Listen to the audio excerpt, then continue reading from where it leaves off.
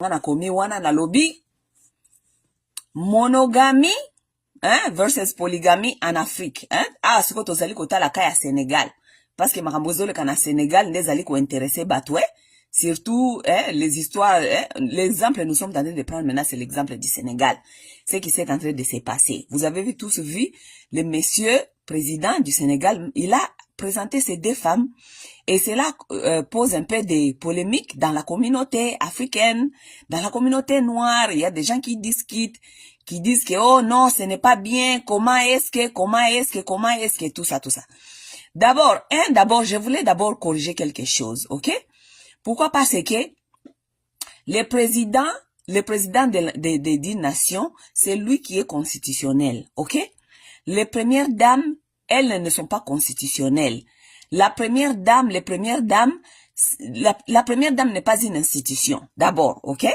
Oui, la première dame n'est pas une institution, ça veut dire elle ne doit rien au pays, ok?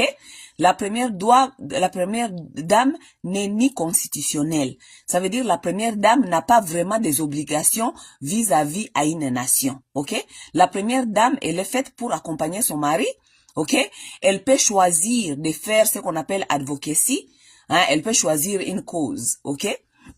Pendant le mandat de son mari, elle peut se choisir une cause et faire l'advocacy pour ces causes-là, mais constitutionnellement, elle n'a pas des obligations, ok? Elle ne doit rien au pays, ok? Ce n'est pas une institution. La première dame n'est pas une institution. Ça veut dire la vie de la première dame vraiment ne dérange pas la nation. C'est le président de la République qui est une institution. Ça veut dire c'est le président de la République qui vous doit, ok? Maintenant, nous devons parler. Ok, le président de la République, c'est aussi l'autorité morale, n'est-ce pas? Bon, avoir 2 femmes ou 3 femmes ou 4 femmes, maintenant cela dépend de chaque pays, ok? Au Sénégal, avec la religion, leur religion musulmane, ça leur permet, les gens là-bas, de se marier, d'épouser plusieurs femmes. Donc, on ne peut pas discuter sur les bases des choses qui ne sont pas discutables. Parce que vous ne devez pas non plus oublier que le Sénégal, c'est un pays musulman. La plupart des gens qui sont là-bas, ce sont les musulmans. Bon, soi-disant, ce sont des musulmans parce que la plupart des gens là-bas qui pratiquent la religion musulmane, n'est-ce pas? Tandis que dans la religion musulmane, il paraît plus de 85% de la population sénégalaise, ce sont des musulmans, ok? Ça veut dire, pour eux, culturellement, la culture de leur religion leur permet. Ok, vous ne pouvez pas vous comparer.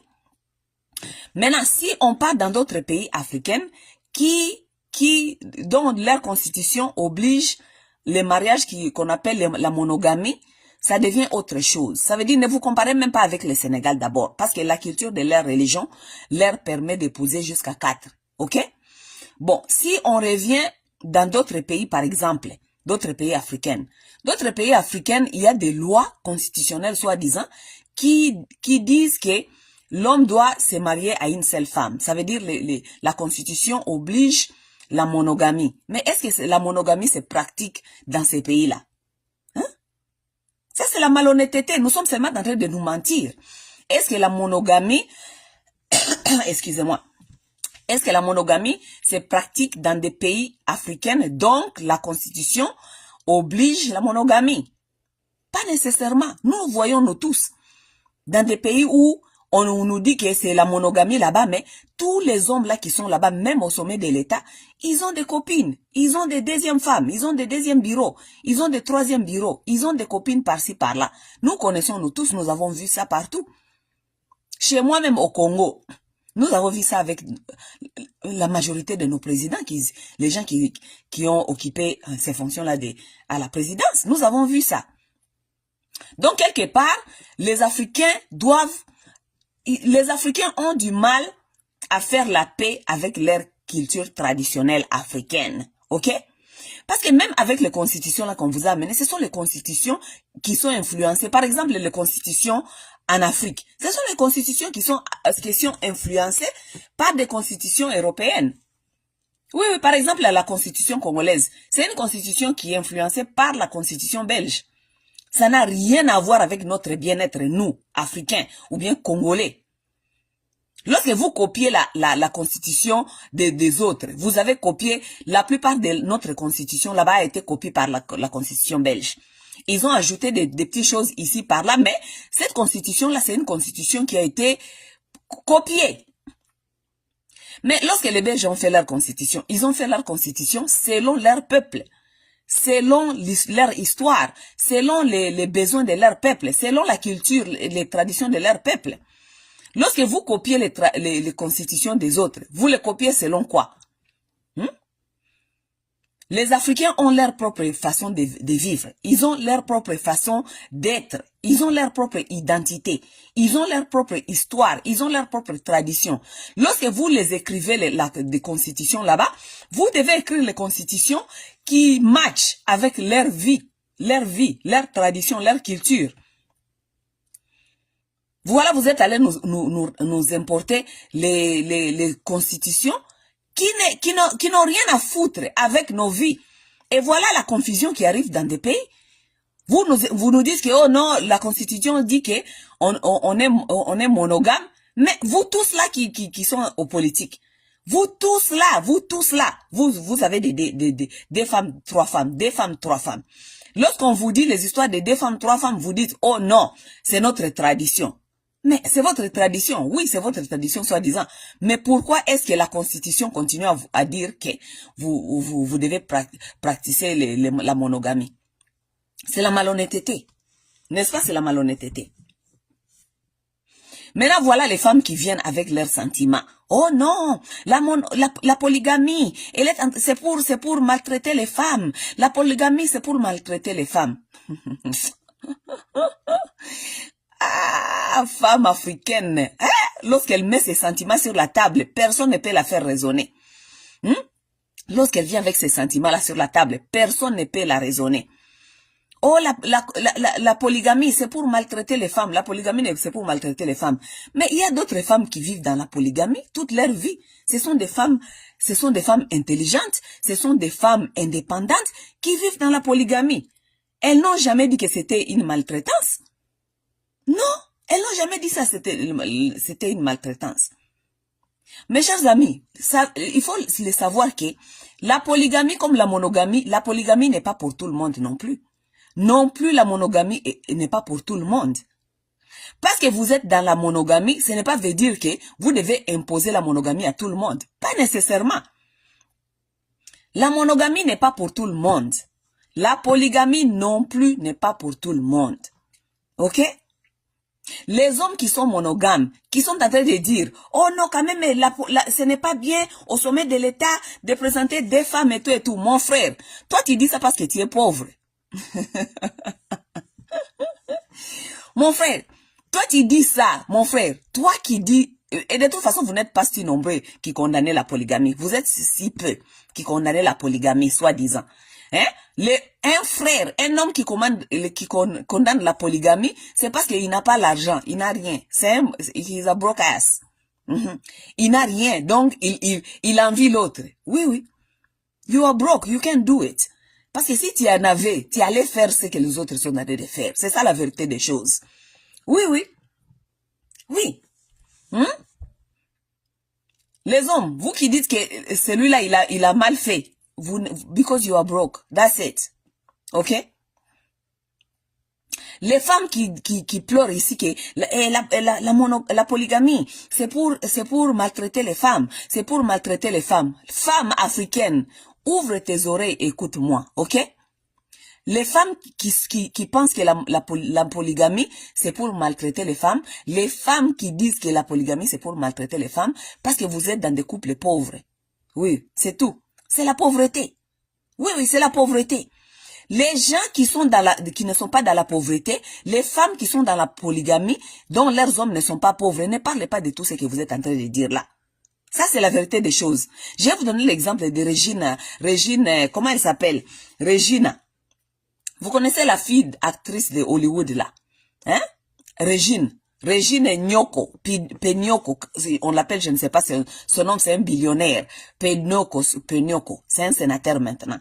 Un homme d'affaires nigérien comme ça, billionnaire. Il a épousé la petite fille là, Regine, n'est-ce pas? Régine, vous la voyez sur Internet ici, elle vit sa vie bien, elle vit sa vie très bien, même avec ses concubines. Hein? Elles se visitent, elles font des fêtes ensemble, les enfants font des choses ensemble, tout ça, elle fait sa vie. Elle, c'est la 40e de Pignoko. C'est la 6e ou la 7e, n'est-ce pas? Est-ce que vous la voyez parler trop et pleurer, tout ça? Elle a tout ce qu'elle a besoin. C'est pourquoi on vous dit que la polygamie non plus n'est pas pour tout le monde. Pour tous les hommes ne peuvent pas être polygames parce que la polygamie demande que vous devez être des prévoyants et égaux. Hein? Donner à toutes ces femmes-là les choses égaux. N'est-ce pas? Oui, oui. Alors, si vous devez donner à ces femmes-là, toutes ces femmes-là doivent être égaux. Hein? You have to take care of them all financially, equally. N'est-ce pas? Vous ne devez pas être pauvre. Si vous êtes pauvre, ça ne peut pas marcher, n'est-ce pas? Mais lorsqu'on est riche, on est capable de venir aux besoins de ces femmes-là. Est-ce que vous voyez Regina en train de complain, de se plaindre de son mari? Elle ne se plaint pas. Parce que son mari remplit son devoir d'un mari. C'est seulement les filles pauvres qui ont des maris pauvres qui vont pleurer l'histoire de polygamie. C'est tout. Ok? Parce que déjà, elle n'a rien. Elle cherche à voir comment elle va sécuriser sa vie et la vie de ses enfants. Elle va encore voir une autre venir. It become a threat. Ça veut dire, ça devient, comment on appelle, threat, ça devient une menace pour son foyer. N'est-ce pas? Vous qui sont en train de nous pleurer les histoires de première dame. Oh non, il faut la monogamie. Toi, tu veux être la seule femme, la seule première dame, soi-disant. Mais la plupart de vous, vous êtes mariés aux hommes comme les Gianni. N'est-ce pas? Vous êtes des premières dames dans les mariages de Gianni. Les gens comme des Gianni. N'est-ce pas? Qu'est-ce que vous trouvez là-bas dans ces mariages? Si ce n'est rien que du malheur tout le temps, vous pleurez là-bas, vous pleurez. Mais vous êtes des premières dames là-bas. Pourquoi vous êtes malheureuse? La plupart de vous, vous êtes mariés aux hommes Gianni. N'est-ce pas? Mais vous pleurez là-bas. Ok, femme, écoute, choisis bien. Tu veux être première dame chez Gianni ou bien tu veux être 6e femme ou bien 5e femme chez Pignoko? Hein? Comme Regina. Tu veux être première dame chez Gianni ou bien tu veux être 2e dame, 3e dame chez le président du Sénégal? What makes sense to you? What makes sense to you? It's a very simple question. What makes sense? Ok, vous choisissez vos mariages de première dame chez les Gianni, vous restez là-bas. Mais ne cherchez pas à croire que tout le monde a ces soucis-là d'être des premières dames chez les Gianni. Non, c'est pas tout le monde qui a ces soucis-là d'être les premières dames chez les Gianni. Vous êtes là-bas avec vos Gianni, vous vous battez tous les matin, midi, soir. Matin, midi, soir, vous vous battez là-bas avec vos hommes Gianni. Gianni qui ne travaille pas, Gianni qui ne peut pas payer son loyer, Gianni comme ci, comme ça. Vous êtes là les premières dames. Qu'est-ce que vous gagnez dans ça? Rien. Et c'est toi qui vas quitter là-bas, tu es dans le mariage d'un Gianni, tu vas quitter là-bas pour critiquer une femme qui est la 2e femme d'un président du Sénégal. Ah, maman.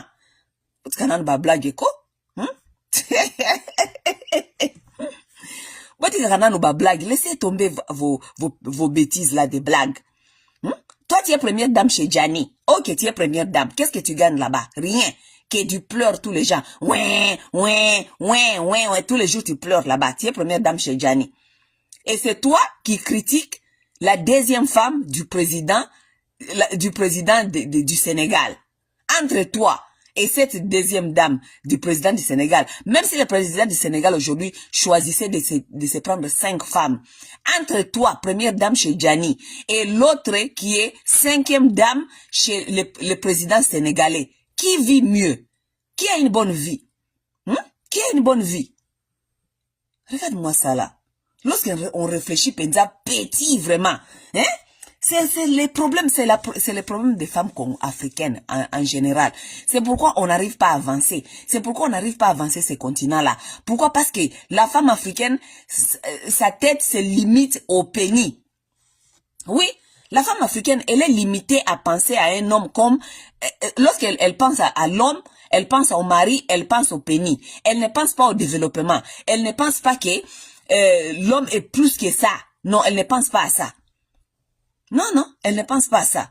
C'est pourquoi nous avons les retards pour évoluer, parce que vous pensez qu'il y a ça. Oh, mon homme, mon mari, il me trompe. Oh, il fait ceci, il fait cela. Au lieu de réfléchir comment est-ce que nous pouvons construire ensemble des sociétés, des familles fortes, ensemble. Non, vous ne pensez pas à ça.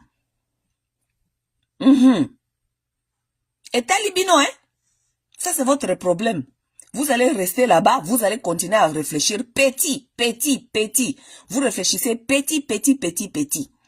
Ok? Mais il faut le savoir que dans la tradition africaine, les hommes africains et la tradition africaine, elle est polygame. Ok?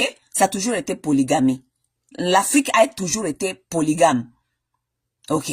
Parce que le mariage qu'on vous a imposé aujourd'hui par les Occidentaux là, ok? C'est ce que vous vivez aujourd'hui. Les mariages de monogames là, on vous a imposé. Ce sont les mariages imposés. Mais l'Africain, son idéal du mariage n'a jamais été polygame. Ok? Les Africains, ce sont des gens qui ont toujours prôné pour la monogamie. Ok? Et la polygamie. Mais on n'a jamais non plus, dans la culture africaine, on n'a jamais non plus aussi interdit les gens d'être des monogames. Tout dépend de toi. Si vous êtes pauvre ou bien vous n'êtes pas capable, je ne sais pas, capable peut-être physique pour satisfaire plusieurs femmes, c'est votre choix. Vous faites les choix que vous pouvez. Ok? Mais il y a des hommes qui ne sont pas satisfaits avec une femme. Vous ne pouvez pas vous ne pouvez pas les imposer non plus la monogamie parce qu'ils ne sont pas satisfaits par une femme. C'est comme ça leur nature. On ne peut pas les imposer une femme. Mais dans la tradition africaine, lorsque un homme prenait 2 ou 3 femmes, on disait qu'il devait être capable de venir à besoin de tout le monde. Et non seulement cela, l'homme, on lui disait de consulter sa première femme.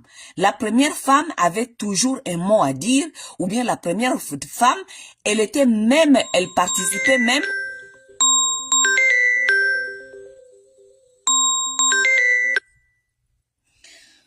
La première femme, elle participait même à chercher, ou bien son mari la consultait. Souvent, elle participait même à chercher une deuxième femme ou troisième femme pour son homme. Parce que deuxième ou troisième femme, ce n'est jamais l'histoire sexuelle seulement. Non. Deuxième ou troisième femme, c'est pourquoi la plupart des femmes africaines sont limitées. Elles sont limitées là-bas, croyant que la deuxième ou la troisième femme, c'est une histoire seulement de la sexualité. Non. La deuxième ou la troisième femme, elles viennent ajouter. C'est une valeur ajoutée à la famille. Oui, c'est pourquoi beaucoup de femmes, les femmes africaines, les premières, étaient consultées. Pourquoi? Parce que la première femme, elle va regarder si cette femme-là qu'on veut choisir a certaines qualités qui peut ajouter, qui peut devenir une valeur ajoutée dans leur famille. Qu'est-ce qu'elle a comme qualité? Qu'est-ce qu'elle va amener ici qui va ajouter quelque chose sur notre foyer? C'était ça des critères. On n'épousait pas seulement la deuxième femme comme ça. Non. C'était quelque chose qui était consulté par la première femme et qui était discuté à la première femme. Le monsieur devait convaincre sa femme où sont les besoins, pourquoi, et la femme, elle va réfléchir, elle va accepter ou elle va décliner. Ça dépend, cela dépend. Les mariages africains n'ont été jamais basés sur les valeurs du mariage occidentaux. Ça n'a jamais été comme ça. C'est pourquoi nous sommes en train de nous perdre. Les mariages africains étaient basés selon aussi ce qui s'est passé dans la société. Ok? Ça veut dire, lorsqu'il y avait des guerres, ou bien il y avait des crises, il y avait des maladies, des pandémies, on regardait dans la société, est-ce que nous avons perdu beaucoup des hommes? S'il y a une maladie qui est venue, qui a ravagé les villages, on va voir, est-ce qu'on a perdu beaucoup d'hommes? S'il y a il y avait des invasions, dont on a tué les hommes, ou bien il y avait des guerres, et que les hommes devaient aller en guerre. Lorsque les hommes vont en guerre, les femmes restent seules. Les femmes restent plus nombreuses que les hommes. Selon la tradition, on doit maintenant chercher à savoir amener l'équilibre dans la société. Ça veut dire, on encourageait les hommes d'épouser plusieurs femmes. Pourquoi? Parce que d'autres hommes qui sont allés à la guerre sont morts là-bas.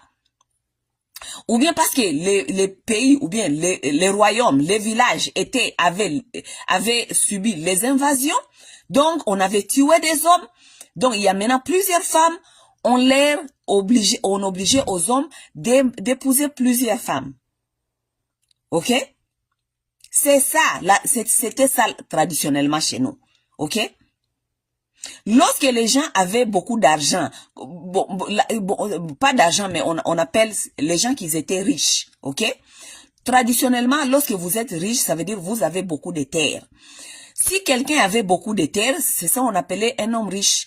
Et lorsque vous avez beaucoup de terres, on obligeait, ou bien ça demandait que vous épousez plusieurs femmes pour que vous puissiez avoir plusieurs enfants qui vont hériter des terres et qui vont faire du travail du champ et du travail des terres. C'était ça, les mariages africains. Les mariages africains n'étaient pas basés sur l'amour, sur la romance. Les mariages africains étaient basés sur les, comment ça s'appelle?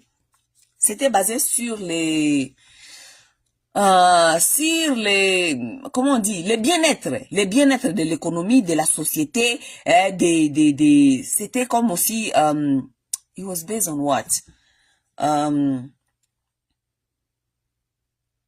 C'était aussi quelque chose comme si c'était économiquement, c'est quelque chose aussi qui était aussi économique. Oui, c'était ça les mariages africains. Vous avez adopté les mariages ici, les mariages qui ne nous concernent même pas. Les mariages ici des Occidents que vous nous avez amenés dans les constitutions qui ne nous concernent même pas. Maintenant, vous n'arrivez pas à assumer, vous pleurez. Vous pleurez. Les femmes, au lieu d'avancer, au lieu que nous avançons, nous sommes là, nous sommes coincés. Oh, les hommes, la polygamie, c'est pour maltraiter les femmes. La polygamie, mais vous êtes maltraités même vous qui sont dans la monogamie, n'est-ce pas, vous êtes maltraités? Hein? N'est-ce pas, vous êtes là dans vos monogamies, là, on est en train de vous maltraiter dedans là-bas. Faisons vite. Arrêtez de réfléchir sur les bases des émotions. Faisons vite, avançons. Parce que lorsque nous sommes coincés quelque part, vous ne réfléchissez pas au-delà du caleçon. Vous ne réfléchissez pas au-delà du sexe. Lorsque vous voyez la polygamie, vous voyez seulement les sexes. Vous voyez les caleçons. Non, ce n'est pas ça. La polygamie, c'est plus que ça. C'est plus que ça. C'est du travail en communauté. C'est du travail ensemble. C'est du travail entre les femmes qui travaillent, qui collaborent ensemble pour le bien-être de leur famille.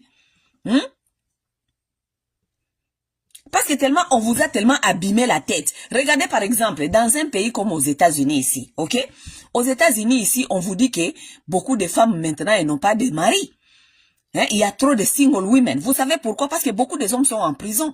Beaucoup des hommes noirs sont en prison. La raison pour laquelle les hommes noirs sont en prison, c'est politiquement ingénierier comme ça, pour amener une déséquilibre dans des familles noires, ok? On va mettre les hommes dans les prisons, les femmes vont rester dehors, elles vont rester single, elles vont rester vulnérables, elles n'auront pas les hommes pour les protéger et tout et tout. Mais si c'était la société africaine d'avant là, on allait déjà trouver la solution pour cette affaire. On allait déjà imposer aux hommes d'épouser 2 ou 3 femmes pour amener l'équilibre dans des familles noires.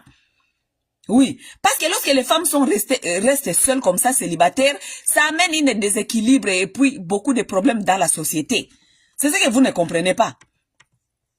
Aux États-Unis, ici, on devait dire aux hommes noirs américains d'épouser 2 ou 3 femmes, parce que la plupart des hommes noirs sont en prison. Comme les hommes noirs sont en prison, les femmes sont restées seules, les célibataires, elles élèvent les enfants seuls. Il y a trop de problèmes avec les enfants qui sont élevés avec les single mothers. Nous connaissons nous tous. Ce n'est pas moi qui vous le dis, c'est les statistiques qui vous les montrent. Alors, vous voulez rester ici aux États-Unis parce que la loi américaine dit qu'on doit épouser seulement une femme. Oui, on épouse une femme, mais bon, ces hommes-là, noirs américains, ils sont ici avec plusieurs concubines, copines, des baby mothers ici, par là. Ça devient des désordres. Alors que si on les autorisait d'épouser 2 ou 3 femmes, ça allait être des familles équilibrées quand même. Tout le monde connaît qu'il y a un père ici qui a 2 ou 3 femmes. Ce sont des familles quand même. Ce sont des familles comme toute autre famille. Mais non, on ne permet pas cela. On veut que la famille noire reste dans le désordre. On oblige l'homme noir ici aux États-Unis de rester avec soi-disant une seule femme, alors que la majorité des hommes sont en prison. Beaucoup de femmes sont célibataires. Elles sont ici dehors avec leurs enfants seuls et tout. Pour amener le désordre. Et puis les hommes là qui sont mariés soi-disant, ils ont les affaires, ils ont les baby mothers partout. Ils ont des baby mama. Ça devient catastrophique. Ça devient une communauté, une société malade, désordonné. Jusqu'à ce que l'homme noir va savoir que lui seul peut organiser sa société. Jusqu'à ce que l'homme noir va comprendre que lui seul doit organiser ce qui est bien pour lui. Il ne peut pas copier, comment on dit, lifestyle ou bien la culture des autres pour pratiquer. Non, ça ne marche pas pour nous. Les histoires là de la monogamie là, pour vous dire la vérité, ça ne marche pas pour nous. Ça ne marche même pas pour eux-mêmes. Ça n'a jamais même marché pour eux-mêmes. Est-ce que la monogamie même pour eux-mêmes les occidentaux ça marche? Ça ne marche pas. Nous sommes dans une société là où ils se disent qu'ils sont monogames. Mais cette société là où ils se disent monogames, 52% de ces gens là, ils finissent par le divorce. Ça veut dire que comment on appelle? C'est un système qui ne marche pas non plus. Pourquoi maintenant nous devons copier le système qui ne marche pas? Non, on ne doit pas copier le système qui ne marche pas. On doit copier le système qui marche. Et surtout qui marche pour nous. Oui, on doit copier le système qui marche et qui marche pour nous. On doit pas copier le système des gens, d'autres personnes, de leur culture, de leur tradition des autres, et puis le système là qui ne marche même pas, Regardez les désordres qu'il y a aux États-Unis avec la famille noire. Regardez vous-même. Les noirs ici sont des minoritaires, mais la majorité des gens nous sommes d'abord minoritaires, mais la majorité des gens qui sont en prison ici, ce sont les hommes noirs. Vous trouvez ça normal? La majorité des gens qui sont en prison, ce sont des hommes noirs. Ceux qui restent là-bas dehors, ce sont des hommes parfois qui ne sont pas bien, qui sont drogués, qui sont dans des stress, tout ça, n'est-ce pas? Bon, maintenant, lorsque vous laissez la femme noire comme ça, par exemple, dans ces pays, être seule comme ça, c'est quoi l'avenir de la communauté ou bien de la famille, de la société noire? Il n'y a pas d'avenir. Oui, parce que vous avez détruit leur structure familiale. Vous avez détruit leur système familial en les imposant ce qui ne marche pas pour eux. Oui. C'est ça la vérité des choses. Dans un pays comme le Congo, par exemple, parlons peu mais parlons mieux, bien. Dans un pays comme le Congo, là où il y a un problème sérieux économique, nous traversons des crises sérieuses économiques. Il n'y a rien à manger. Les femmes n'ont rien à manger. Les femmes doivent se prostituer pour manger. Nous connaissons tout ce qui se passe au Congo. Les femmes se prostituent pour manger. Tous les députés qui sont là-bas, ils ont des copines, ils ont 5, 6, 7, 8 copines. Ok? Parce que les députés gagnent beaucoup d'argent. Toutes les femmes veulent ces hommes-là qui gagnent de l'argent. Dans un pays là où comment on appelle, là où l'économie va très mal. Vous pensez que les femmes cherchent les hommes qui n'ont rien? Pour faire quoi avec? Vous pensez que les femmes là vont chercher qui? Pour faire quoi avec? Les femmes dans ces pays-là, ils vont chercher les hommes qui ont l'argent. Ok? Les hommes là qui ont l'argent représentent quelque part une structure sécuritaire pour ces femmes-là. N'est-ce pas? Donc, lorsque ces femmes-là se donnent aux hommes qui ont l'argent, pour l'argent, dans les vrais mots, qu'est-ce que cela veut dire? C'est la prostitution, non? C'est pas la prostitution? Mais là-bas au Congo, on appelle ça comment? Je suis la copine des députés. Je suis la copine des députés. Mais tu n'es pas la seule copine non plus. Parce que le député là, il a 2 ou 3, 4, 5 copines. N'est-ce pas? Maintenant, qui ment à qui? Est-ce que c'est le système qui ment aux Congolais ou bien ce sont les Congolais qui mentent au système? Parce que le système là-bas vous dit que vous êtes des monogames. Vous devez avoir seulement une femme. Mais vous avez une femme légale, mais vous avez 6, 7, 8 copines. Parce que le pays est tellement catastrophique économiquement et que il n'y a pas d'autre choix. Les femmes sont là, elles vous veulent. Elles vous veulent pourquoi? Parce qu'elles doivent survivre. Il y a du famine, il y a rien. Qu'est-ce que vous voulez? Ça veut dire, dans un pays comme le Congo, vous êtes obligé d'ouvrir la polygamie comme aussi option. Oui, vous êtes obligé. Parce que vous êtes dirigé par les gens qui ne sont pas intelligents, c'est pourquoi vos pays ne marchent pas. Vous êtes obligé. Parce que structurer la société, c'est une très grande politique. Structurer la société, it's called social engineering. Vous devez ingénierer une société. Vous devez voir quelles sont les problématiques, où ça va, où ça ne va pas, pour un peu pour voir comment améliorer, comment amener une balance dans la société. C'est ça. Dans un pays comme le Congo, là où l'économie est par terre, il n'y a rien à manger, les femmes ne se retrouvent pas. Elles doivent manger, elles doivent survivre, tout cela. Au lieu de continuer à mentir aux gens que nous sommes dans un système monogame, ouvrez aussi la polygamie. Ouvrez la polygamie. Oui, donnez les gens l'option. Au Congo, nous sommes un système de monogamie et polygamie. Cela dépend. Comme le Cameroun a fait. Le Cameroun a ouvert les portes aux polygamies ou monogamies. C'est à prendre ou à laisser. C'est toi qui choisis. Dans un pays où économiquement les choses ne marchent pas, on doit ouvrir la porte à la polygamie. Pourquoi? Parce que les hommes là qui ont beaucoup d'argent, ils peuvent épouser d'autres femmes. Oui, ils peuvent épouser d'autres femmes parce qu'il n'y a rien à manger pour d'autres femmes là. Comme il n'y a rien d'autre à manger pour d'autres femmes-là, vous devez ouvrir la porte aux hommes qui sont trop riches d'épouser ces femmes-là aussi. Elles aussi, elles doivent profiter. C'est ça la vérité des choses.